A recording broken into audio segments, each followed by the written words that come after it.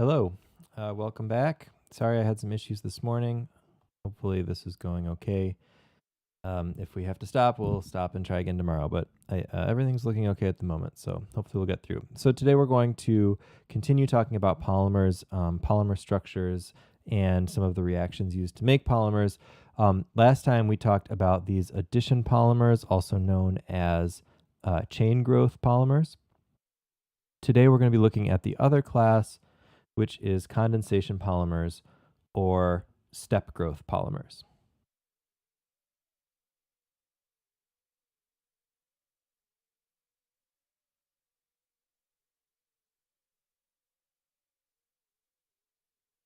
All right, so condensation polymers, also known as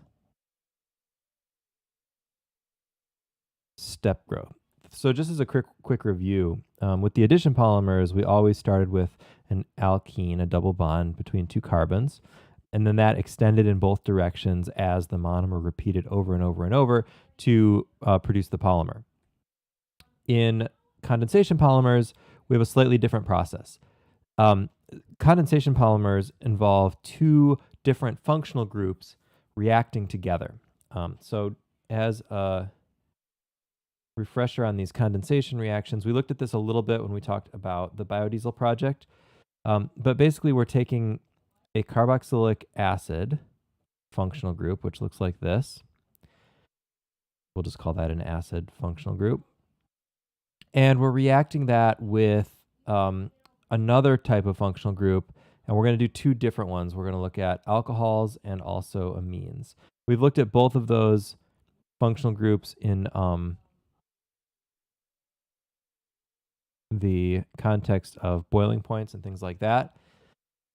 When these types of functional groups come together, they can make they can undergo what's called a condensation reaction. Condensation means to remove water. So sometimes this is also known as dehydration. Another word for condensation reactions. Move these down a little bit so I can put that in.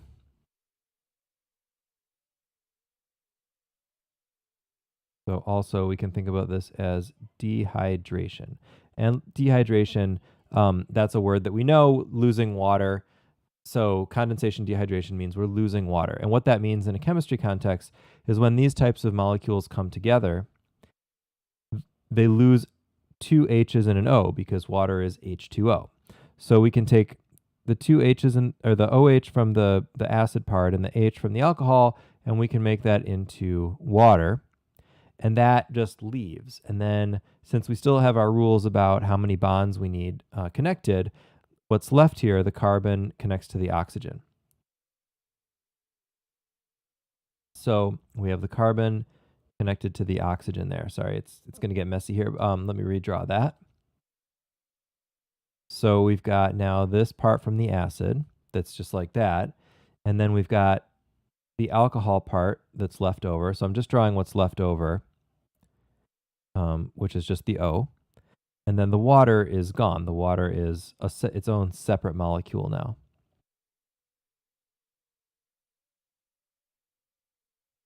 And so all that's left is to form a bond between that carbon and oxygen. So that's how a condensation reaction works. And the resulting functional group here, in this case, with a double bond to oxygen, a double bond between carbon and oxygen, and then another oxygen bonded to that carbon, that is known as an ester. So just in looking ahead a little bit, when we're looking at these polymers, if you've heard the term polyester, that's where that comes from. This is an ester that we're going to polymerize or turn into a polymer, and that's going to become a polyester. All right, we can do the same process with an amide, which is a nitrogen-based functional group. So we'll take the same acid. To be totally correct here, we don't actually use the acid as a reactant. It's a more reactive species that's used, but conceptually the acid makes more sense. So that's why we're talking about it here. Okay, so instead of an alcohol, we can have something called an amine, which is a nitrogen. And since nitrogen has 3 bonds, it's going to have 2 hydrogens instead of 1. So the rest of the process is all the same. We make water and we connect what's left.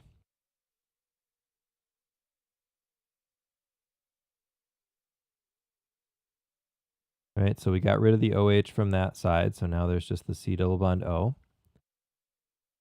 And then the nitrogen side, we got rid of one hydrogen, but not the other one. So the other hydrogen is still there. And this way, nitrogen will still have those 3 bonds. So there we make our bond. And we've made this new functional group, which you might remember from talking about macronutrients.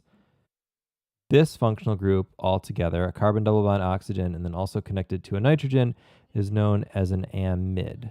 So I should list this here. So this is an amine, an N, and this is an amide or amide is also correct with a D there.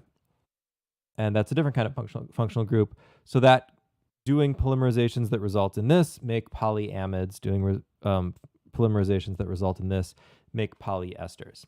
All right, so here, those are the basic reactions.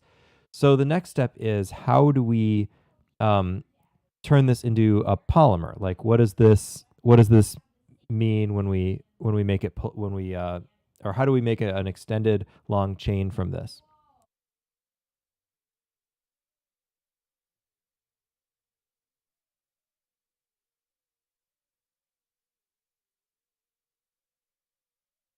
All right, so to do that, we're going to think about how that would work. So these are basically different ways of connecting two molecules. So in order to make a chain, you have to have multiple connection points. So if a regular molecule, let's just express it as a square with a circle as the functional group, and then we have another molecule that has a triangle with, something that can react with that circle, so something that kind of fits together with it. We can imagine those two molecules as reacting, coming together like this or something. So this kind of functional group reacts with this kind of functional group, and we end up making that connection. And so, one of these could be like an OH, and one of these could be like an H. So if we want to then make a chain out of that, we just have to we have actually a couple choices. So we could, instead of having one of those just on one side, we could have it on two sides.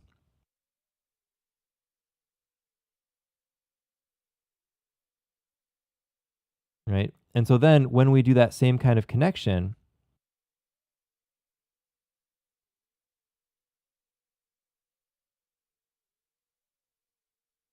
we still have an ability for it to connect on this side and on this side. So you could imagine another molecule of this then could come over and connect here. Another molecule of this could come over and connect here, and those could keep going and going and going. So that's one way to do it. Another way is to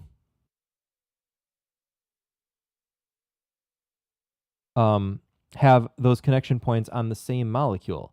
So imagine our square now, instead of having two circles, let's say we build this molecule that has a circle on one side and this like thing that fits the circle on the other side.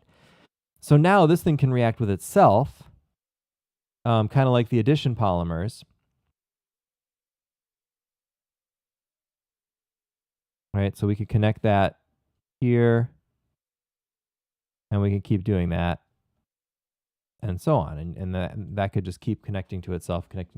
So that's the type of thing that we're going to look at. Instead of circles and C's or cups or whatever you want to call it that fit the circles, we're going to use these different functional groups to express that. So the example we're going to use is probably the most common plastic that you're going to encounter. It has a really complicated name, so it's mostly known as PET or PETE. If you look at your standard clear plastic bottles, water bottles, pop bottles, things like that, that's what these things are made out of. That stands for polyethylene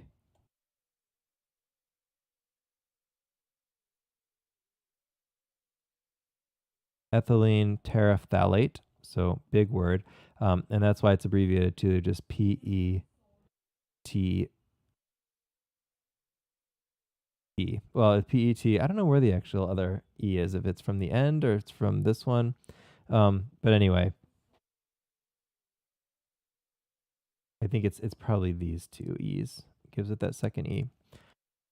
So this is a condensation polymer that is made from these two monomers.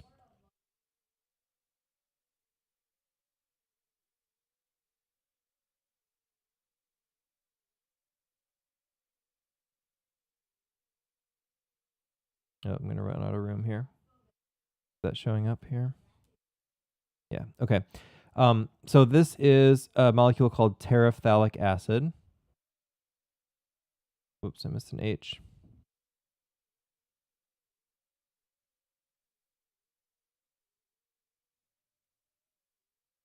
And this can react with ethylene glycol.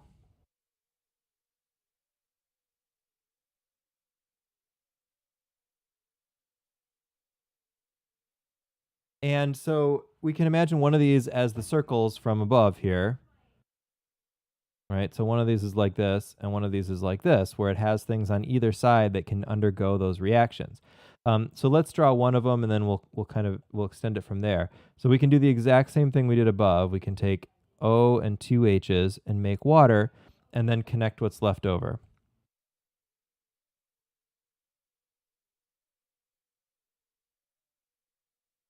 So I'm just going to draw the rest of this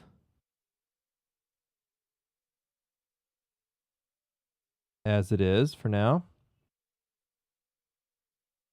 When we're trying to predict these products, this is what we do.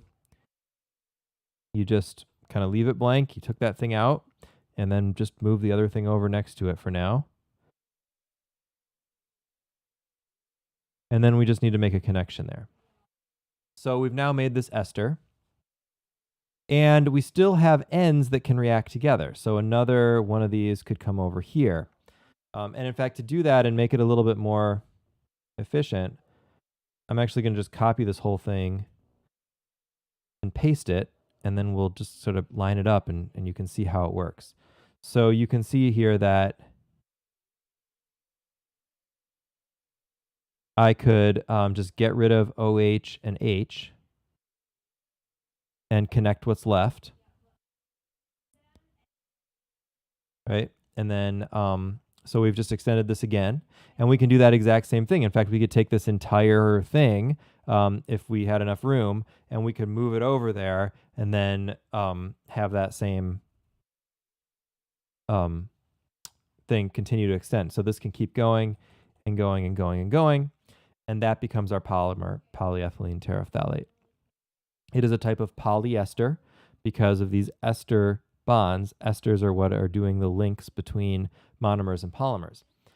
If we want to express a polymer like this in that polymer notation that we used, it's the same idea, but it takes a little bit more work, I guess, because we have more atoms inside the parentheses. So we have to think about what is the thing that's repeating over and over again in this structure. And in this case, it is kind of going from like here to here, right? Because this O connects to a C double bond O. So if it goes through the parentheses, it would come back to here, C double bond O. So that's the smallest repeat unit. So if we want to show this in that repeat unit form, we would just show that particular part.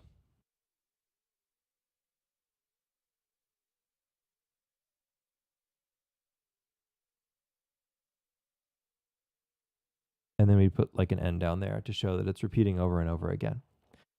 So this polymer has some interesting properties, which is what makes it so useful. It's an interesting mix of stability, rigidity that's from this benzene ring, which is this 6-carbon ring with alternating double bonds, is extremely strong and stable and rigid. And then it also has some floppiness from these single bonds here that can rotate. So it's a good mix of those different properties. It's, of course, very good at containing liquids, which is why it's used for water bottles and pop bottles. And so it's widely used. As we discussed in class, you can't really truly recycle this stuff. We think of recycling as meaning you can completely remake it into itself again. And you can't actually do that with these. What you can do is you can break them down and turn them into other things like fleece clothing. That's made out of old plastic bottles, usually recycled PETE. But then eventually that stuff has to get disposed of. So that plastic eventually ends up in the garbage, even if we can reuse it a couple times in other ways. And that's really true of all plastics. When we're putting plastics in the recycling and trying to keep them out of the landfills and the oceans, we're only really delaying that. They're going to end up there eventually because we can't truly recycle plastic. The only real solution to plastic waste issues is to use less plastic, specifically single-use plastics. So, plastics were designed to be durable materials that last a long time and can be reused. But because of their convenience and how cheap they are, we have also started using them as just single use. So things that like a plastic bag that you just use one time and then you throw away, even though that material is going to last for a really, really long time. So you'll see a lot of governments, cities, states, countries starting to ban single-use plastics, trying to get that out of our system because all that stuff will eventually end up in our waste system, either in landfills, oceans, wherever it ends up being disposed of. All right, so that's PETE. You can also do this with nitrogen-based things, and then you get nylons. So nylon is a polyamide that is usually made of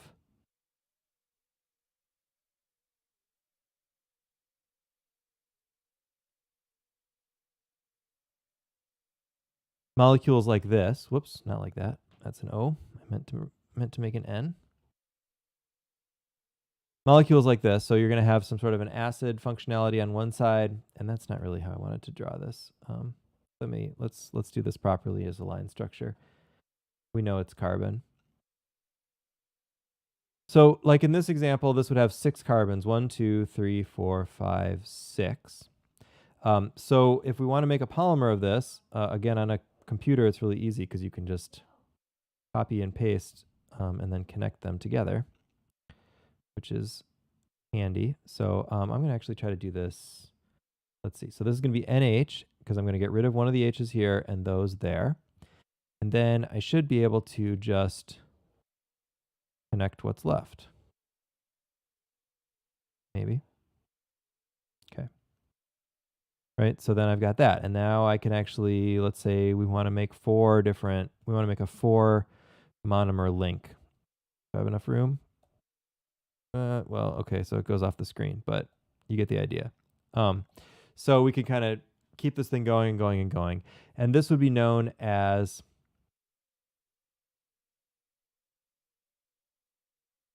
nylon 6 for having 6 carbons. Now, if instead of having that, let's see. So the shape that we're looking at here is kind of like this thing, right? Where it has one type of connection on one side, one type of functional group on one side, one type of functional group on the other side, and so then it can repeat over and over again. You can also make nylon out of the other style where you have the like the 2 circles on one side and then the 2 cup-looking thingies on the other molecule. So you would have 2 acids on one molecule, kind of like Terephthalalic acid. And then instead of ethylene glycol, you could use something with nitrogens on there. And those nylons have slightly different properties. So one of the powers of polymer chemistry in general, but especially these kinds of things, is you can really carefully tailor them to exactly the properties you want them to have. If it's too, let's say it's too rigid, you can change those chains and make it a little bit floppier, softer. If it's falling apart too easily, you can put things that are in there that are more rigid. Another type of polyamide is Kevlar, the bulletproof fabric. And that is actually made from where both monomers have these benzene rings in them. So you've got these amide bonds, strong amide bonds, and then you've got benzene rings for structure and stability, and those plastics can stop can make threads that can stop bullets. All right, so that's the basics of condensation polymers. So just as we did before with the addition polymers, I'm going to ask you for the same assignment. Hopefully you've already done this one, and so you can just kind of continue your table, but do the same thing. Let's see. Again, through the magic of repeating technology.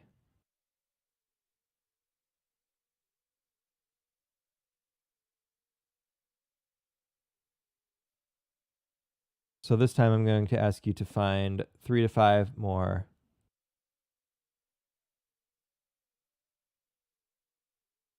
condensation polymers. Draw the monomers, draw the polymer structures.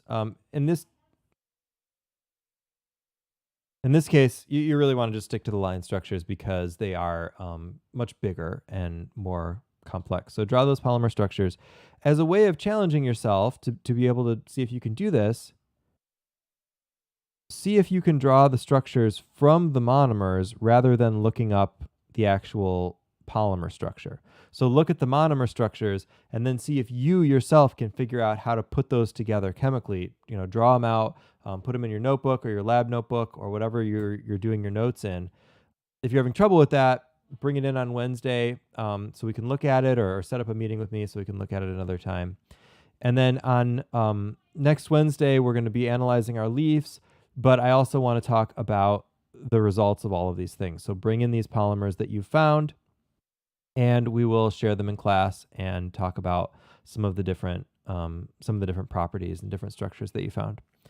All right, so that's all for now. And next week we'll be analyzing our leaves. We'll be talking about climate change chemistry.